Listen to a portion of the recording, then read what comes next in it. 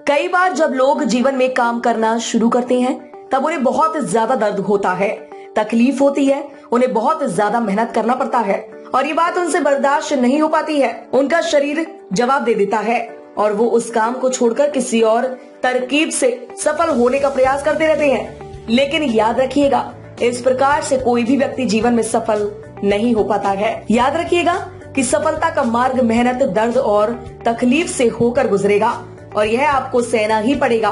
तो इसके लिए आप हमेशा तैयार रहिए।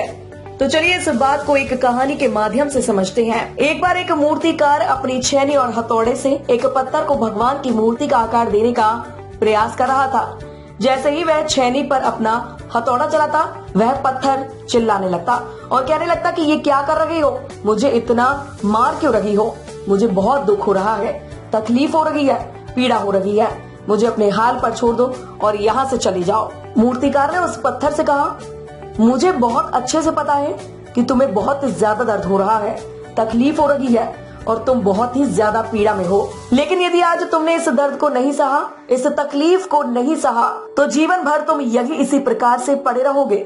मुझे पता है कि तुम में आगे बढ़ने की अपार संभावना है, तुम एक बहुत अच्छे पत्थर हो, लेकिन यदि तुम इसी प्रकार से रहोगे तो कभी भी आगे नहीं बढ़ पाओगे।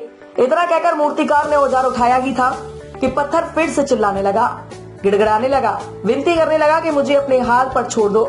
मुझे पता है कि जीवन के लिए कौन सी चीज सही है और कौन सी चीज गलत है।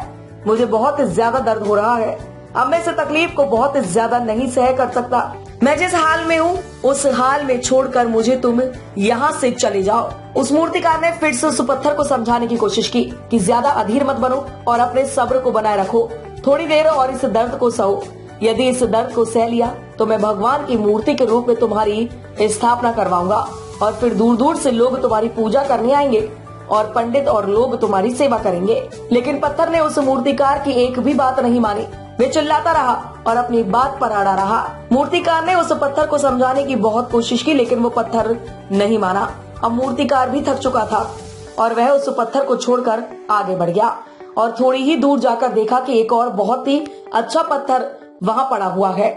उसने छेनी और हथौड़ा उठाया और उस पत्थर को मूर्ति बनाने के लिए वो तैयार हो गया। मूर्तिकार ने छेनी और हथौड़े का वार दूसरे पत्थर पर जारी रखा। दूसरे पत्थर को भी दर्द हुआ, तकलीफ उसे भी हुई, लेकिन उस पत्थर ने बर्दाश्त कर लिया और देखते ही देखते थोड़े समय के बाद पत्थर ने भगवान की मूर्ति का रूप धारण कर लिया। थोड़े दिन बाद उस मूर्ति के एक मंदिर में स्थापना हो गई। धीरे धीरे करके लोग वहाँ पूजा पाठ करने आने लगे। लोगों की मन्नतें वहाँ से पूरी होने लगी और वह मंदिर बहुत ही ज्यादा प्रसिद्ध हो गया। जब धीरे धीरे करके दूर दूर के गांव से लोग वहाँ पूजा पाठ करने आने लगे, फिर एक दिन और उससे पत्थर को उसी मंदिर में लाया गया और उसे एक कोने में रख दिया गया। अब लोग आते और उस पर नारियल फोड़ते थे। ये कोई और पत्थर नहीं बल्कि वही पत्थर था जिसने दर्द को नहीं सहा था। अब वो पत्थर मन ही मन बहुत ज्यादा पछता रहा था, दुखी हो रहा था और अपने आप से कह रहा था कि काश मैंने उस दिन उस दर्द को, उस तकलीफ को सह लिया होता तो आज लोग मेरी भी पूजा करते। इसलिए आप भी अपने जीवन में हमेशा याद रखिएगा कि जब भी आप अपने कैरियर की शुरुआत में किसी काम को कर रहे हो, पढ़ाई कर रहे हो या कोई भी काम कर रहे हो और उसमें आपको दर्द हो रहा है, तकलीफ हो रही है, ज्यादा मेहनत करना पड़ रहा है, तो आप रुकिएगा मत, किसी और रास्ते की शुरुआत मत करिएगा, क्योंकि कोई और रास्ता आपको सफलता नहीं दे सकता है। आपको उस दर्द को, उस तकलीफ को सहना ही होगा और उस दर्द को, उस तकलीफ को सहकर आप ज्यादा मजबूत बनेंगे और तभी आप अपने जीवन में आगे बढ़ पाएंगे। और जीवन में हमेशा याद रखिएगा कि आपको पहले पत्थर की तरह नहीं बल्कि दूसरे पत्थर की तरह बनना है। यदि ये कहानी आपको पसंद आई हो और इससे कोई सीख मिली हो तो अपने दोस्तों और अन्य लोगों के साथ शेयर जरूर करिएगा।